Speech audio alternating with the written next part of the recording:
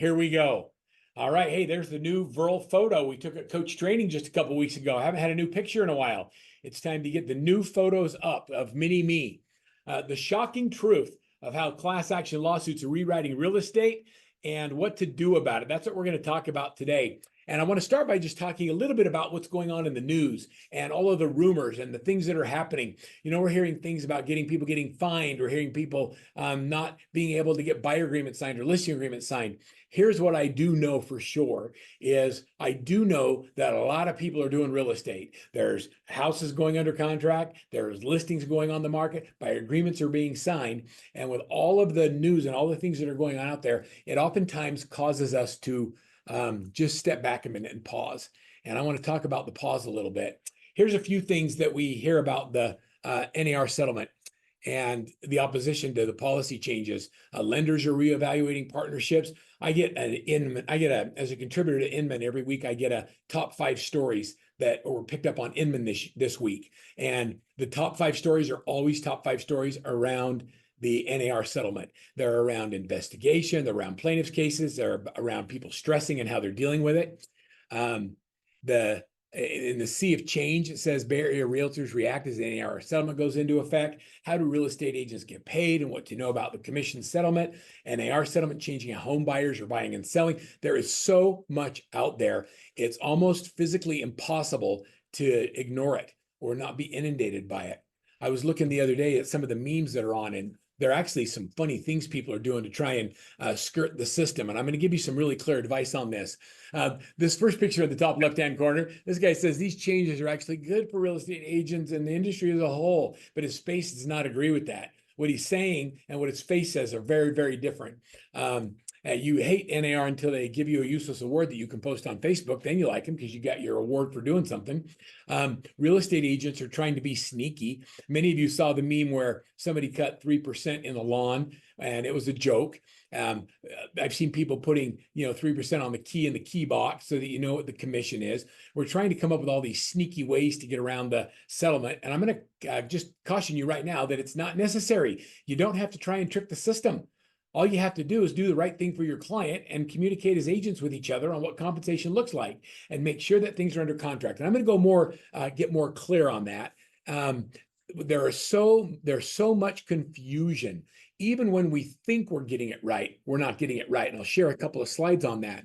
With all the confusion that we're having as agents, and we're the experts in the market, even the boards of realtors and the MLSs and brokerages and brands are screwing up their new agreements.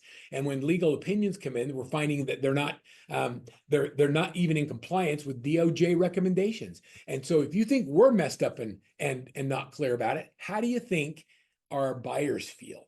How do you think sellers feel? How do you think the consumer is feeling when us as an industry is so up in arms about the whole thing? And it's interesting to me, people, what they're really thinking about? We think they're thinking about our commission or how things are getting changed in real estate. What people are feeling today is they're trying to figure out how to pay their bills, how to buy groceries, how to pay for daycare, how to stay at the job where they are, how to get out of an apartment into a home. What they're trying to do is they're trying to get unstuck and be able to move forward with the lives of their families. And we're not communicating it to them in a way that helps them do that. And so there's a lot of uncertainty in the marketplace. I know there's a lot of agents that have been in this business for a long time and have been successful. I need to mute that. And have been successful, and all of a sudden they're in a place. It's Walls Gordon that you need to mute, Taylor. They're in a place where all of a sudden they're no longer making the money they've made, and they don't know what to do. And so what they're doing is they're waiting for the market to change, waiting for the election to change happens, waiting for interest rates to drop. And there's so much sitting on the sidelines. Professionals are stressing over how the business has changed and how it's now affecting them in their personal lives. Agents, brokers, consumers, there's a lot of disconcern out there. And the reality is that the life events that occur that cause people to move don't start happening because of the class action lawsuit, because of inflation, because of the cost of groceries, because of the election that's happening. We call this the river of real estate. And we know that a certain amount of the population is going to move every single year, regardless of what happens with rates. But when you don't know what to do, when you feel concerned or you feel stressed or you feel hopeless, what happens is you hide behind the curtains and you just kind of peek out to see if you should tip your toe in the water of buying or selling. What agents are trying to do is they're trying to not get sued. And I've got a couple of thoughts for you on that. Um, it's really easy to be in compliance when you're not selling any houses. Susan, you heard that, didn't you? If you're not selling any houses, you're not at risk. And so we're spending, like, if we spent as much time focusing on dollar productive activities and doing the right thing for our clients as we have spent on the class action lawsuit, we would all be more successful. We'd all have more listings, we'd all have more buyers. But because we're taking all of our energy and all of our efforts and we're putting it into reactive training and development of what we think is going to happen instead of just doing the job, a lot of people are suffering. I want you to know that nothing is ever as bad as good as we think it is. It's never as bad as you think it is. It's never as good as you think it is. The reality is that whatever it is that you focus on becomes your truth. Whatever you spend your time thinking about and focusing on becomes your reality, and it grows. So if you spend all your time thinking about how the market's going to change and how we're not going to be able to work with buyers, or you're not going to get paid as a buyer's agent, or listings are going to go away, or whatever's going on in your mind, if you focus on that, pretty soon it'll become your truth. The other day I went to the eye doctor and I did one of these. I haven't done one of these in a while. It was actually just 2 days ago. And as I sat in the eye doctor's chair, he was playing with my eyes, and I would read the things on the board, and he would adjust the focus in just one of my eyes. And by adjusting the focus in one eye by 10%, it made the difference for me being able to see clearly the smallest line of text or having it be blurry to me. By changing my focus by 10% was the difference in clarity and fuzzy. And I wonder if our focus just might be a little bit off.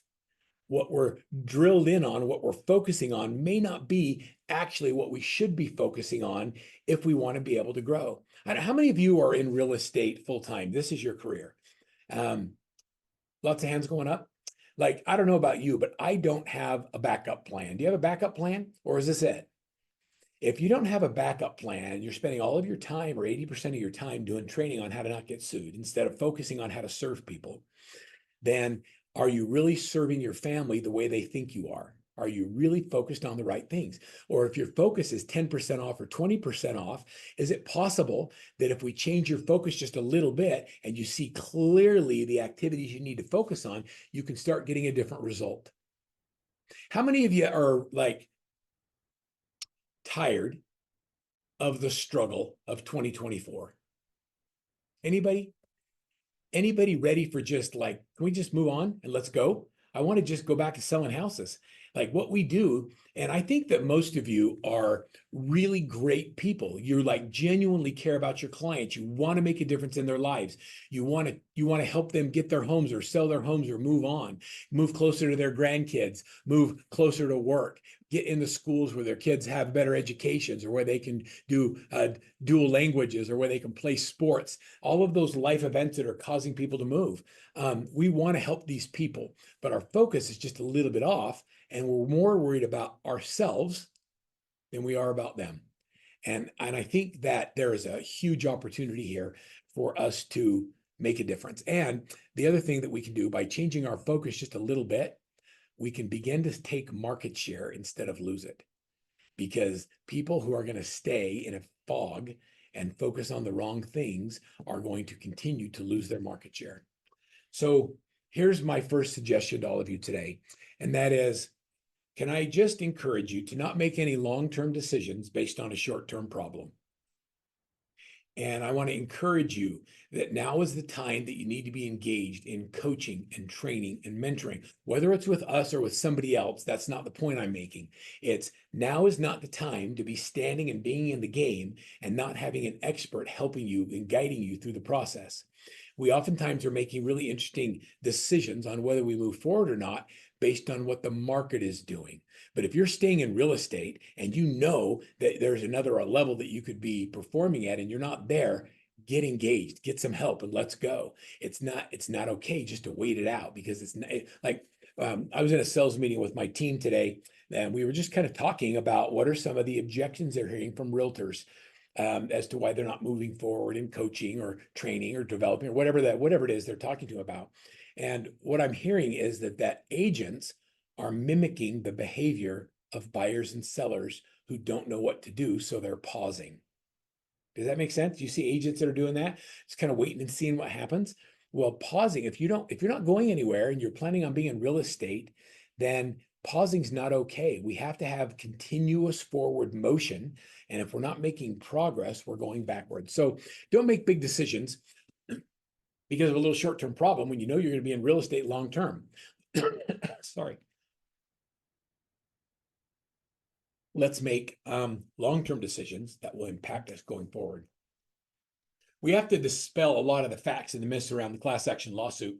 And I just want you to know that we're pretty smart as an industry. We have the National Association of Realtors. We have our state boards. We have people that are in compliance. We have lawyers. And this is really interesting. Inman posted this article, and they kind of did a highlight of this. And then I went in and read it a little bit deeper. This Tanya is a law professor back east.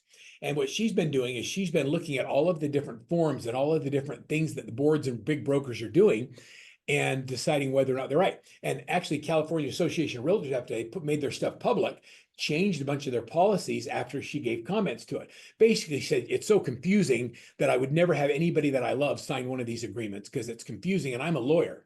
And so we're asking realtors who are not lawyers to explain complex legal documents to consumers, and the realtors aren't lawyers and the consumers aren't loyal, so they're way too complex. And then she went on, and this is actually from her article. It says she warns that the new forms try and get around the settlement, that as boards of realtors, they're still not understanding the purpose of the settlement and what the DOJ is trying to accomplish. In her report, she says that she didn't touch on specific forms created by brokerages.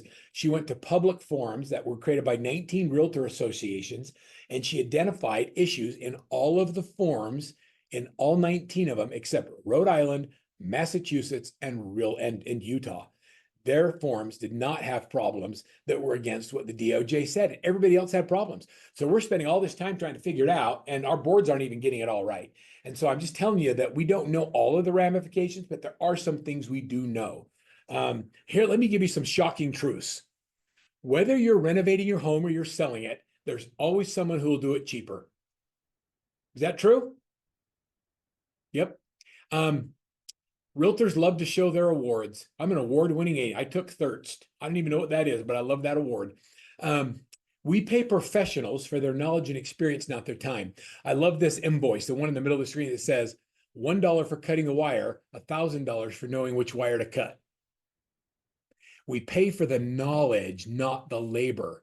And so when you're hiring a realtor, it's not the hours they spend with you, but it's the knowledge and the professionalism and the information they bring to the transaction to make sure that you're the most informed in the transaction.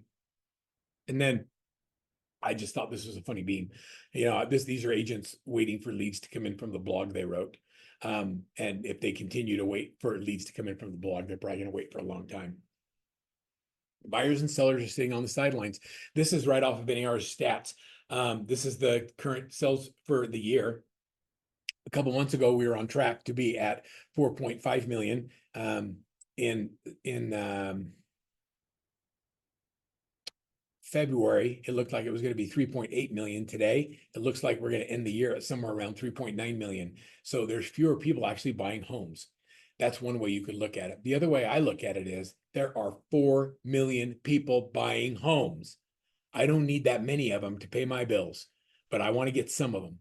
It's not that there are zero transactions. There's 4 million transactions that are happening, and this is just the ones that are being reported. So there's plenty of opportunity out there. We just have to decide that it's time to stop sitting on the sidelines and really, truly engage. This is kind of interesting.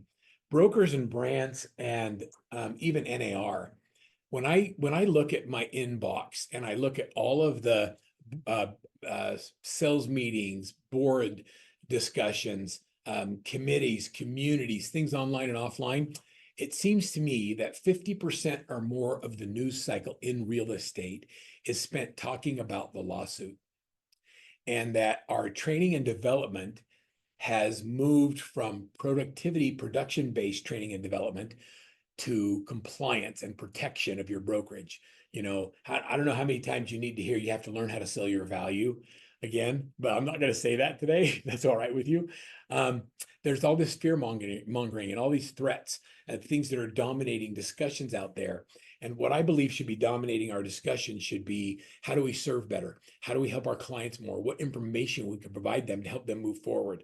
What can we do with interest rates, or what can we do with insurance, or how do we deal with local issues around housing so that we can get more homes in the ground and take care of the shortage of inventory? Are we focusing on the right thing? This is a real quote from a real broker. I was talking to the broker about launching a coaching and training program for their entire brokerage. We've been doing this for several months. And he finally said to me, you know, I just can't do anything about productivity until we get our handle on this lawsuit changes. Now, I want you to just think about that for a second. Wallace, is like, does that make any sense to you? Like, we're just not going to sell any houses now because we're too worried that we might get sued. Like, what I really think he said, what I heard is, like, I don't want my agents to sell any more houses because of the confusion in the marketplace. I don't, I don't want to be more successful. I don't want to be more successful. I don't want to sell more houses because of confusion. And to me, I think that's wrong.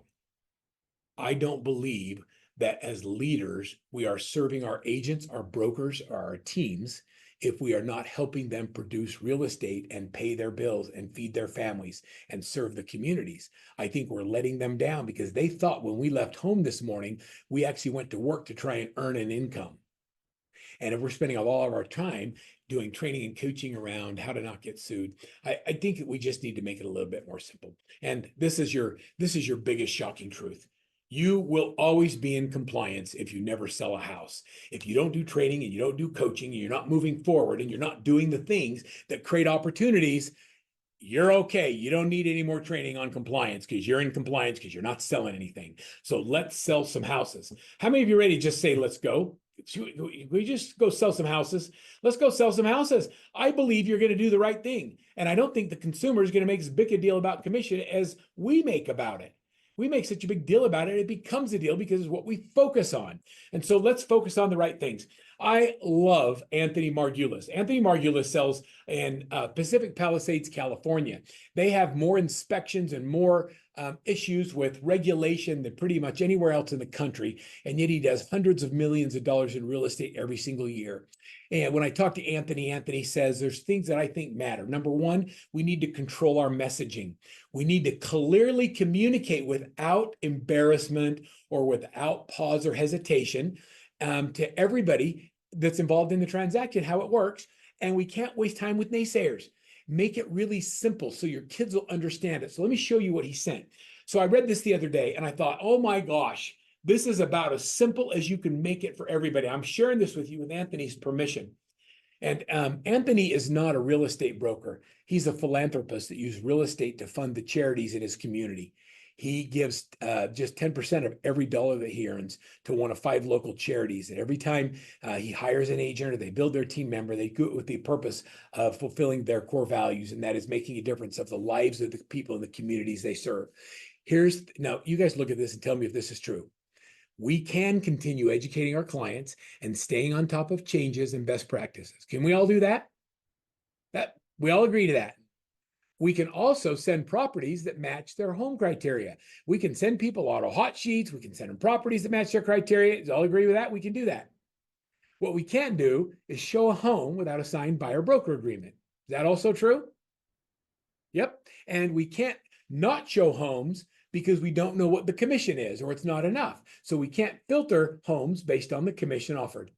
Those are some pretty universal truth around this lawsuit. So what that means is And this is the next part of his simple newsletter. It says, look, commissions are always negotiable.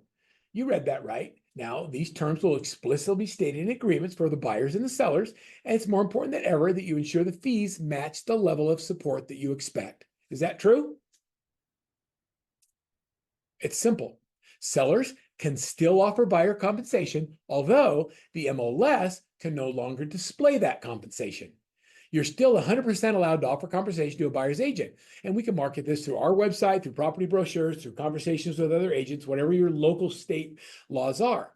But anything more complex than that is overcomplicating the system. We've actually gone in and built some AI tools to help you with the complexities around the lawsuit. If you really want to go deep on this, I'll show them to you as we go through the webinar today. But what's really happened is I want you to think of the market that we've been in. We've been in what I call a activity-based market. And so, Mike Koch shared this he's one of our master coaches. We were at a coaches training, and he says, Verl, I've been sharing this with my clients. He says, we've been in a market where if you just show up and do some basic things, you're going to sell houses. If you do activities, you'll sell houses. Pop by with a jar of jam, be in front of people, talk real estate. You have these activities, you'll sell houses. It moved to a skills-based market. And now it's not just activities, but they have to be skillfully delivered. It has to be activities where you're giving value to the customer, not just trinkets and trash. And so you've got to give real value that helps them understand that you're a professional. So we've gone from an activity market to a skills-based market. And what we're really moving into is what I call a professionals only market. It's where the people that get out there and hustle, that do the activities that others are unwilling to do, those are the ones that are going to stay in business. I honestly believe that the license hanging agents that do their 3 or 4 transactions a year will always be around in real estate, but it's going to be harder for them to do transactions because they're not going to be good enough at the business to give real value to the consumer. The only way that I believe you get good at real estate is by doing a lot of it.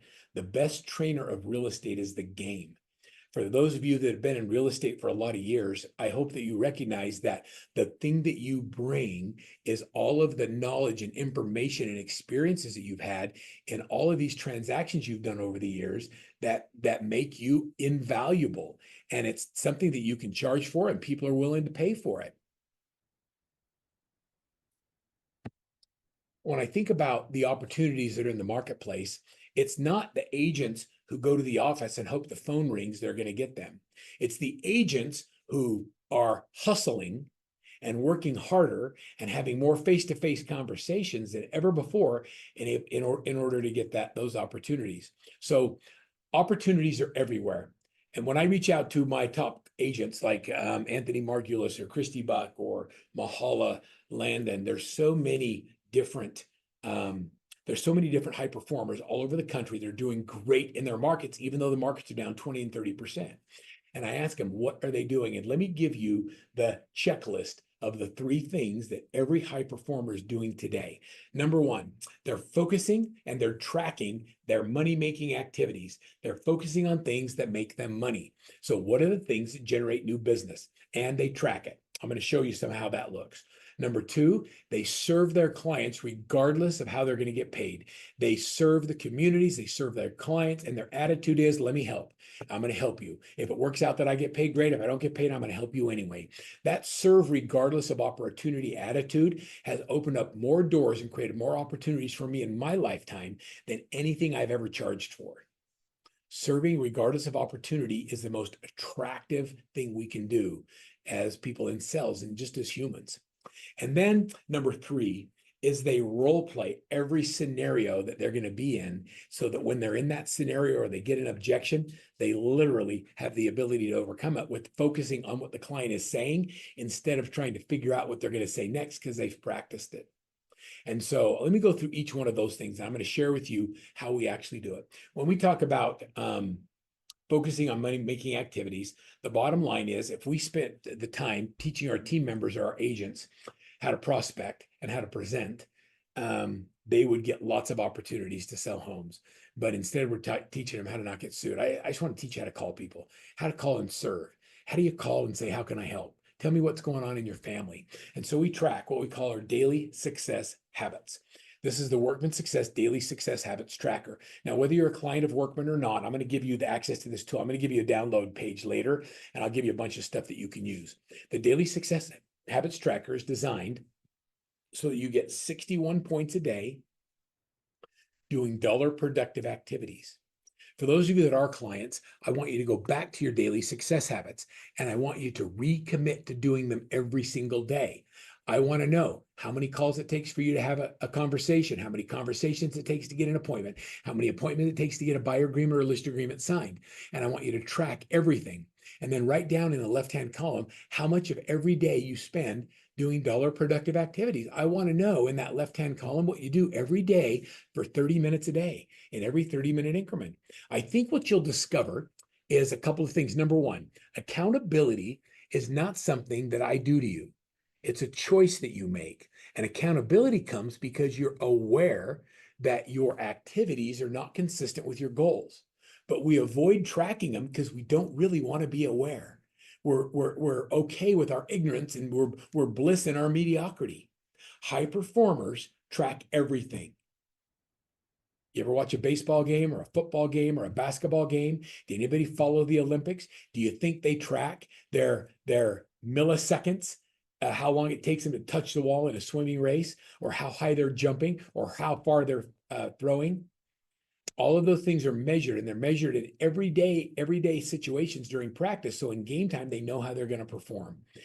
That which gets measured gets done. So my first challenge to all of you is download the Daily Success Habits. I'm going to give it all to you today, and I'm going to ask you for the next 30 days to commit to 61 points a day doing dollar productive activities, and then write in the right-hand column what you actually do in 30-minute increments.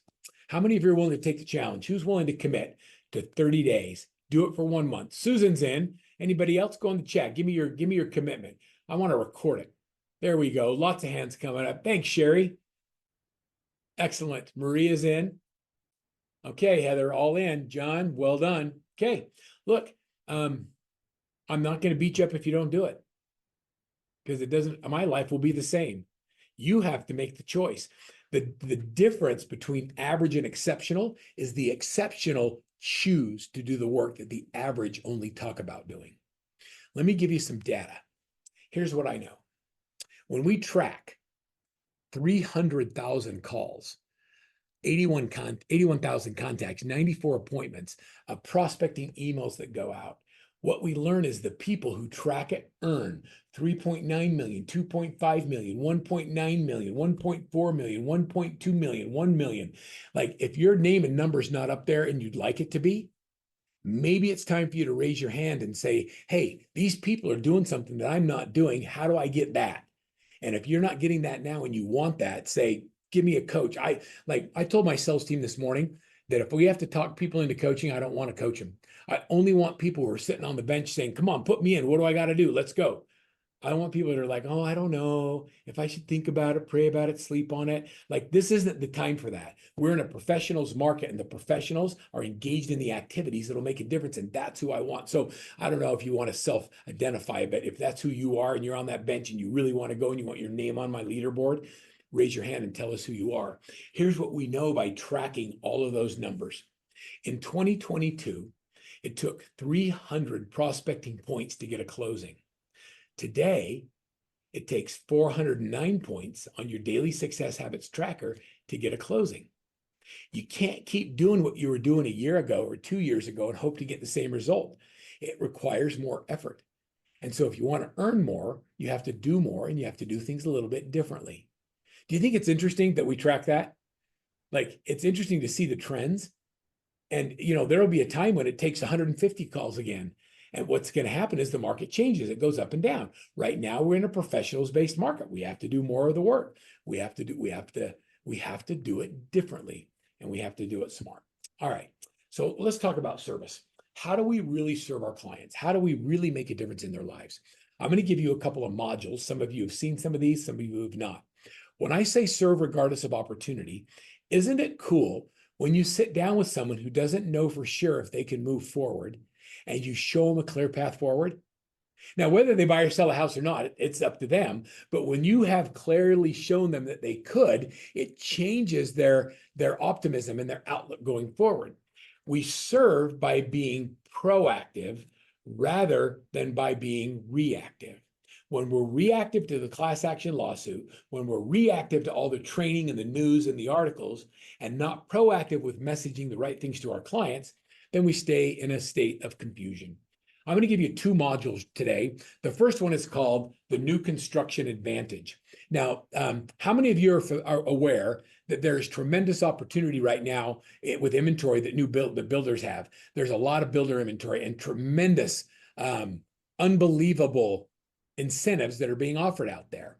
And so what's happening with that is we've actually created a system for both working with sellers and working with the builders called the New Construction Advantage. And it's a process where we teach buyers why they need an agent when they go to work with new construction.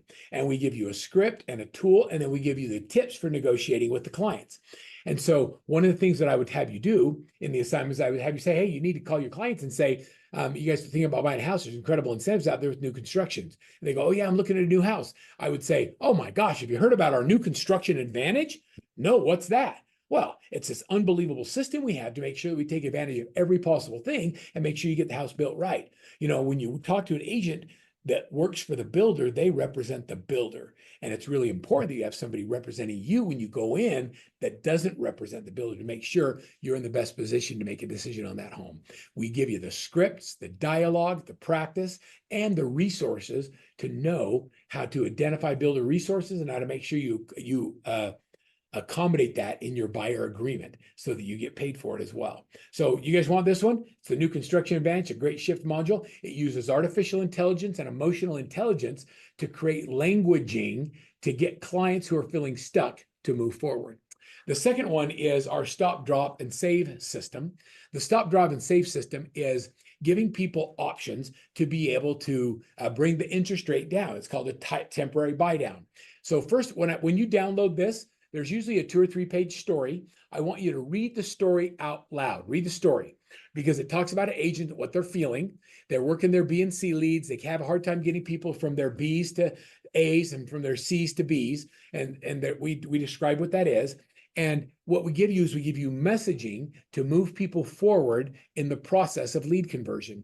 We give you the script and we give you a conversion tool. You know, a lot of people think that the higher rates mean they can't move forward, but the reality is if they stop, they drop, they can save. And let me show you how to do that. Have you heard about our stop, drop, and save system?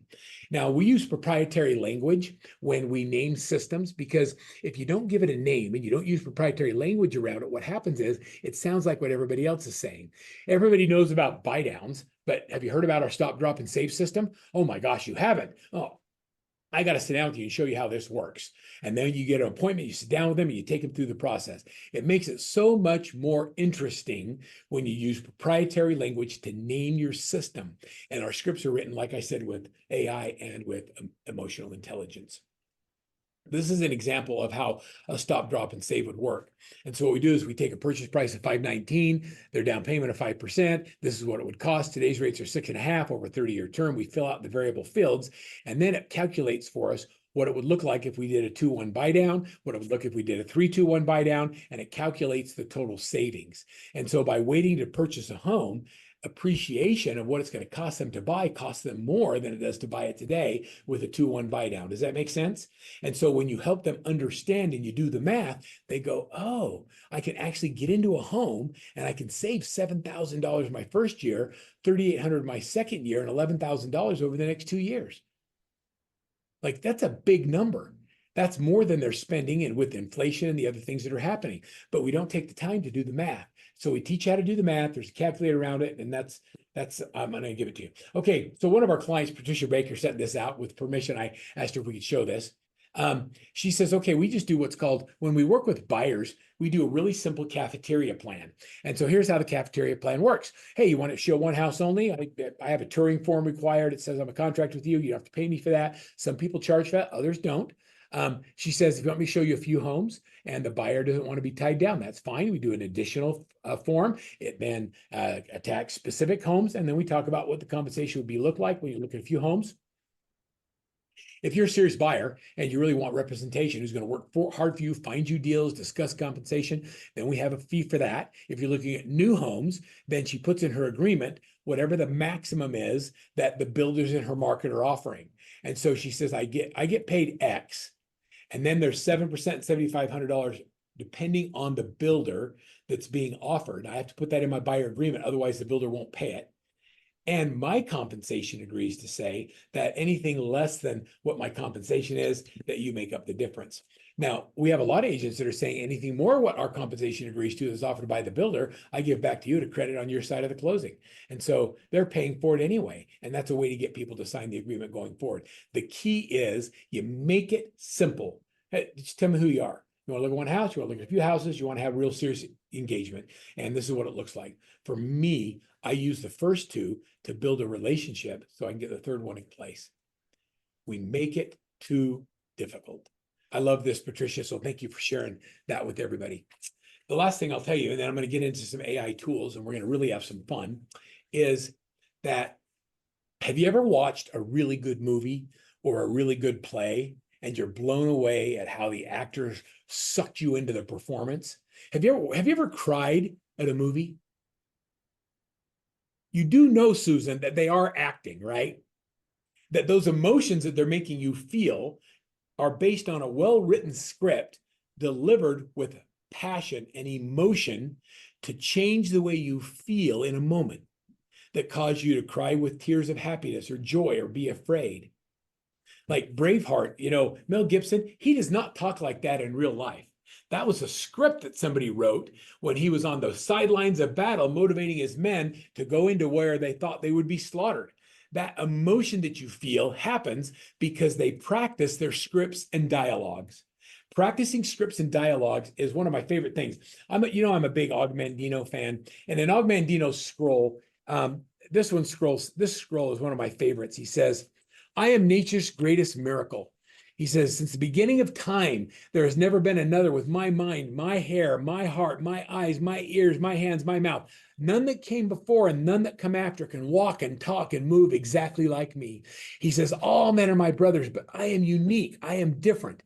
I am nature's greatest miracle. And what Og Mandino is saying right there is he says, you are nature's greatest miracle. You're a son or daughter of God, and God doesn't make mistakes. And so your potential is unlimited. And then in the same scroll, he goes on to give us advice. And he says, I will increase my knowledge of mankind and myself and the goods that I sell. He says, you've got to be an expert. He says, thus my cells will multiply. Now listen to this. He says, I will practice and improve and polish the words that I utter to sell my goods, for this is the foundation on which I will build my career. And never will I forget that many have attained great wealth and success with only one sales talk delivered with excellence. Og Mandino says you are nature's greatest miracle, and as great as you are, if you practice and you polish the words that you say, you can even become better. It's not that we're not great, it's that we don't spend enough time doing the activities that help us improve. If you read the book Outliers, Malcolm Gladwell says that it takes 10,000 attempts at something to ever become a true expert in it. 10,000 free throws shot at practice, 10,000 attempts at getting rejected before you start getting yeses. And so we have to practice. Workman Success Systems has been investing heavily in artificial intelligence. And those of you who are clients probably recognize some of these things. This is, as a client, when you log into Workbench, which is our coaching portal, one of the things that you'll notice is there's some new things. There's Workman AI. I have some AI that nobody else has seen before. I'm going to show you a couple of AI tools that we've never shown even our coaches before. You guys want to see some cutting edge stuff? Come on, who's in? You guys want to see some cutting edge stuff? Like you really want to see some like unique things you've never seen before? I'll show them to you. Matter of fact, I approved them this morning. And so these are all different role play. These are all different artificial intelligence bots. So let me give you an example. If you want to do a team leader playbook, you want to one to add an assistant, you can go in there and it answers in the wisdom of our crowd. All the data from our team study, over 150 videos, all of our buyer agent mastery, listing agent mastery, recruiting programs are all in there, and they answer in the wisdom of the workman crowd. This is like AI searchable stuff that we put a box around ChatGPT and keep our intellectual property in a place where just our clients have access to it. We just launched 2 new bots. One is the class action bot that takes over 200 documents, articles on everything that's been written of value in the class action lawsuit, and we put it into an AI searchable bot. Here's what it looks like. So I'll first open it. So I'm going to go right into it. And I want you to think about a prompt or a question you'd like to ask. So let me go into the bot. Let me go into the class action lawsuit bot first. The other one that I'm going to show you is, now there's a disclaimer on this, that this is an AI bot, and I'm not giving you legal advice. There's my disclaimer. It's important you don't rely on this information. This is for research purposes only. I'm going to say that. Okay, so if you think of 218 documents, and I want to simplify, let's just ask the question, what is the best thing to tell my buyers when they ask about the class action lawsuit? And then it goes and it says, I'm going to look at all of these things, all of these articles, all of these experts. I'm going to summarize it all with my AI engine, and it's going to create a script for me on literally scripting out how do I communicate that to a buyer. Come on, if you guys don't get excited about this or start telling me this is cool. Like what happens when you go to ChatGPT is it searches everything on the internet and you're getting people's opinions, you're getting legal stuff. You don't know if it's right. So we've created a source of truth so you can get actual real answers without getting convoluted by everything that's on the internet. What would be another thing that you might want to ask? Let me show you this other bot really quick because I think this is just as cool. So if I go back to this bot, we went to realtor.com's website, and we took the National Association of Realtors, not realtor.com, on their public information. So they have public facing information. They have 46 pages of FAQs. Well, no one's going to go read all of that, but I want to know what to tell my agents. So let's just say that I'm a team leader and I want to create a sales meeting on the class.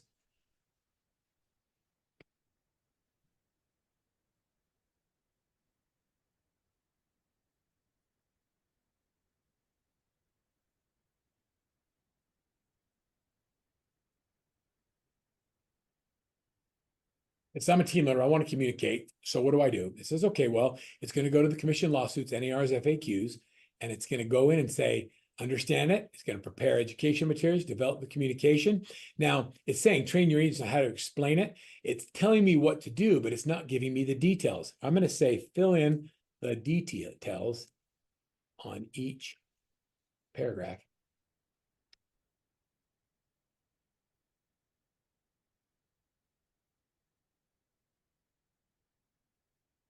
And now it's going to go to each of those things, and it's then going to go in and build out the words that you should use in training and developing your people.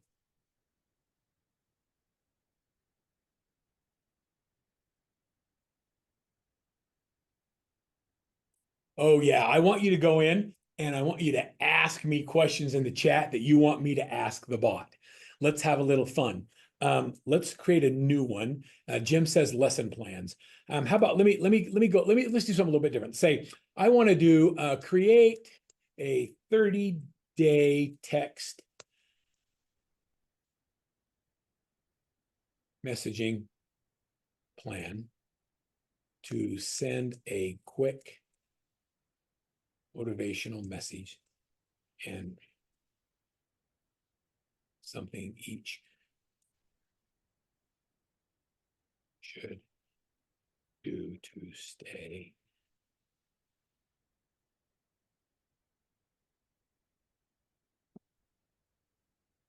Ready? Here it is. Here's your motivational message. Here's what you need to do to stay compliant for the next 30 days.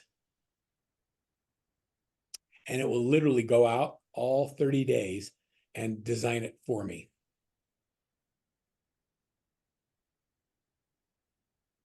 So Michelle Perry, you asked me to do one-on-one with an agent agenda. You got to give me more information. When you ask really good prompts, you get really great answers. And so in your chat box, go give me a little bit more information. So overcoming objections, give me an objection. Like overcome what objection? Like give me the objections and let's go in and let's ask. So I'm going to ask you to use your chat right here. You guys like this? Now, what makes this different than ChatGPT is we're only using NAR's public-facing content to give you the data or the answers to your questions. And so you're not getting a bunch of other stuff. If I go in here and pin resources, this is commission lawsuits, NAR FAQs. So I'm just getting, okay? Okay, what should I go over?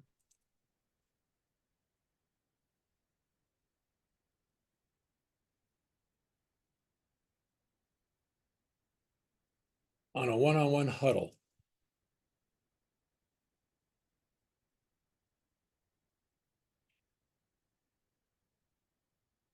And so in a one-on-one huddle, here's what I want you to do. So that was your question, Michelle? Yep.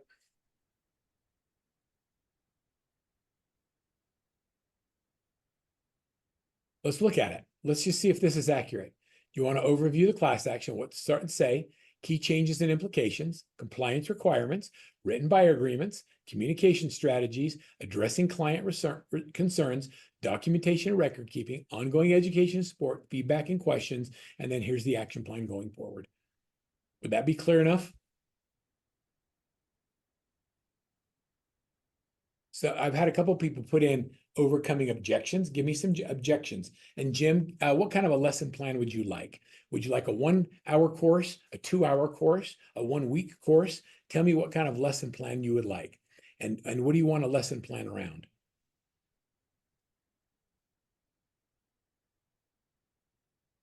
I'm going to go back to the other bot for a minute. And I'm going to go to the class action knowledge bot. This is our own research. And I'm going to say, spend more time.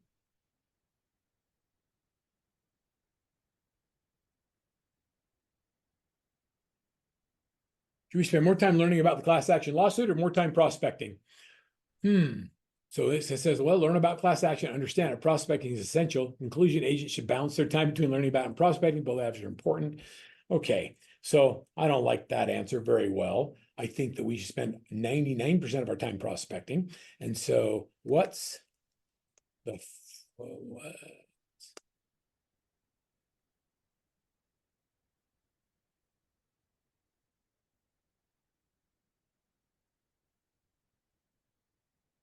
there you go. How's the fastest way to make more money? This is how you do it. You need to learn a little bit. You got to understand stuff, but you got to get out there and you got to create and revise your buyer presentation. Be ready to go in and do that. I can go in here and say,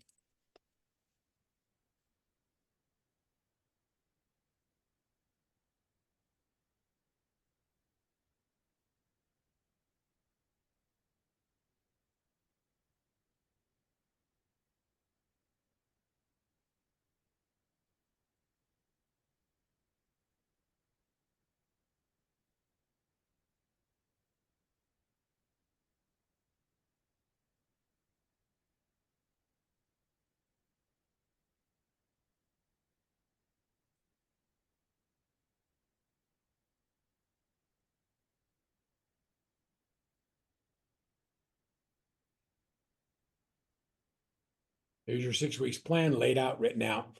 The key, ladies and gentlemen, is I'm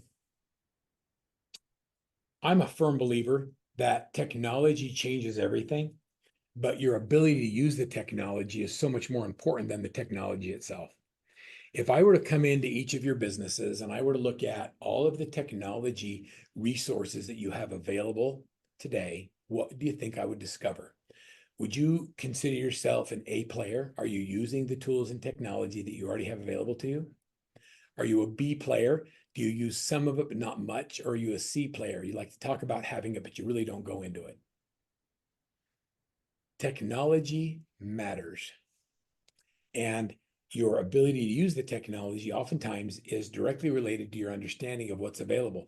Sometimes you have tools and resources and technology that are available to you, and you don't know how to ask the questions. And so Jim's asking me a question. It's a committee subject related to NAR, whatever agency you want to pull from. So I'm Maxwell certified speaker, trainer, coach. I can pull whatever subject the broker wants correct. Okay, so Jim, you have a great question. In our other technology and tools like our Workman AI and our Coach Simple stuff, we actually can create a knowledge base based on the content that you already have with Maxwell and others. So we have some pretty cool technology that we offer for coaches outside of real estate that do some of this stuff. We acquired the company that builds the AI engines, and they're called Coach Simple. And so whoops, I didn't mean to change that back. There's tremendous technology and resources that are out there for everybody. So the answer to your question is yes, you can do that. Our clients have access to tons of technology and resources. Let me give you a download. And then I'm going to take the last few minutes of our webinar today, and I want to share with you, I want to just open it up for questions and give you the ability to ask me anything. If I need to answer it, an AI will, or I'll answer it the best I can on what we're doing. But right now, I give you a QR code.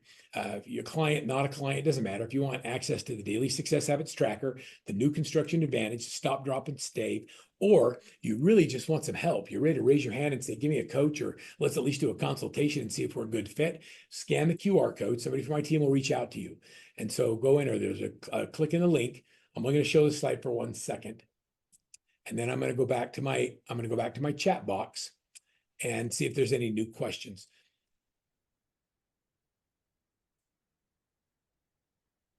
The bottom line, my friends, is that if you're tired of being told what you can and can't do, maybe it's time that you focused on something different. And I'm going to encourage you to get laser focused on the one thing that will make the biggest impact on your business in the next 12 months. Like, what could you do differently in the next 12 months that will make the biggest impact on your business? What is the one thing? And I'm asking you genuinely, I'm not giving you an answer to that. I want to know what you believe the one thing you could do is that if you just focused on this, you will be in a different place than you are today, and it'll be better and happier and more rewarding. What is that one thing? I'd love to hear some of your chats. Put them in the box right there. This is my closing slide. So what's your one thing? So what is the one thing that you want to do differently going forward? And I'm going to stop my share and we'll just talk for a minute. How are we doing? How good? We have like 5 minutes left. So I love that. Okay. Who's got their one thing in here? Daily success habits. I like that. Okay. So who's got one thing that they believe would make the biggest impact if they did it differently going forward? There's like 130 of you here. Let's hear it. Prospecting. Okay, Beth, I love that you said that, but I want you to give me a little bit more specific. Prospecting what? Or prospecting? Do you want me to talk, or do you want me to? Oh, I just totally want you to talk. Nice to see you. How are you? I'm good. How are you? I'm doing great. You look great. Yeah, really prospecting my top 50 in sphere of influence. Okay. Not just random calls, but getting out of my comfort zone and doing that. Okay. So how are you going to do it differently than what you've done in the past? I'm going to track it. I'm going to plan it. And I probably will use the AI to plan it out for me. Probably? Oh, I mean, I will. Yeah. Okay, look, go to Workman AI. You have access to this, okay? And let's just go to the Workman AI and let's just see what it would look like if you asked it to say, plan out, what would you like to do? You want to plan out a year-long top 50 prospecting initiative.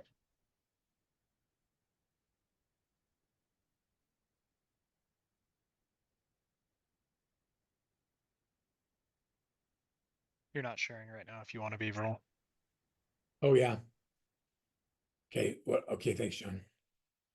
So when I went into the AI bot and I said, okay, plan out a 12-month high touch program that includes a call once a month to each. Okay.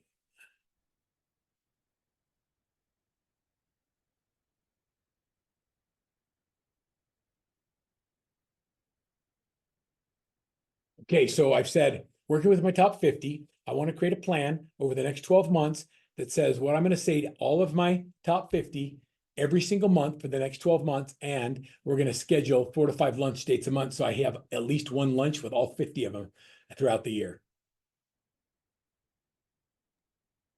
That's a lot. Right. Let's go. Let's go to lunch. You know what? If you do that, you'll close 86 transactions this year out of your top 50. What are you going to do instead of this that will give you a better return? Probably nothing. I'm Probably sure nothing? Yeah. Yeah, I haven't ever done it. I know 8651 is written on how to close 86 deals a year, work with 50 people 1 hour a day. I know you can do 86 deals. What if you suck and you only did 50 out of your top 50? Would that be a good year? That still would be a good year. Yeah. So let's just do it. Okay. So Right. how let me just ask. I'm going to ask the AI this question. It says, okay, so how do I motivate?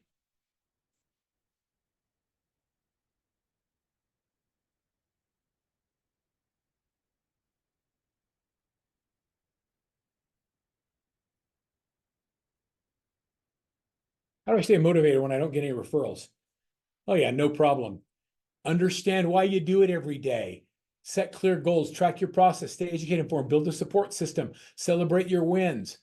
Look at it. It gives you the 10 things you need to do if you ever feel like you don't want to move forward and keep doing it. And when you go right here, it'll take you right to a BAM session or a ramp session or a video that describes how to get motivated or solve that problem. And so built in the AI, it's pulling from all these workman resources and it takes you right to the resource on how to solve that problem. Beth, I love that you're committed to your top 50. Who's your coach? Julie, Tim's, and Julie Bernie. Timms. Julie's a top 50 master. Mhm. Yeah. So just do it. Okay, excellent. Let me go to my chat. Let me see where I lost my. Let's see if somebody else had one. Daily success habits, prospecting, reinventing myself from working with prospective clients. Sorry, I have to leave. Okay, I can't help you with that. Okay, for my top 50, Wallace says contacts, more personal touch. I'm going to use AI to find more about birthday. Oh yeah. Oh my gosh, there's so much. You know what? We could take all these touches and let me show you some other cool things you can do. You guys, we're just playing for a minute. I just want to make sure that you understand the power of the technology you have. I'm going to just hit refresh on my screen because I want to start a new chat. So whenever you want to start a new chat, you hit refresh. It'll save my old one, but it starts a new one for me. And I want to say, create a recruiting.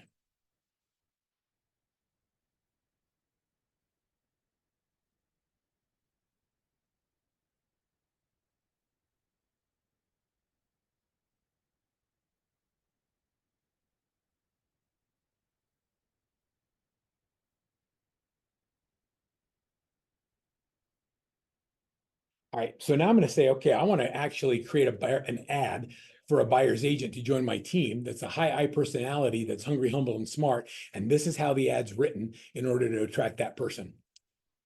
Like the tools and the resources that you guys have available now should allow you to have time blocks where you can do so much more in such a shorter period of time.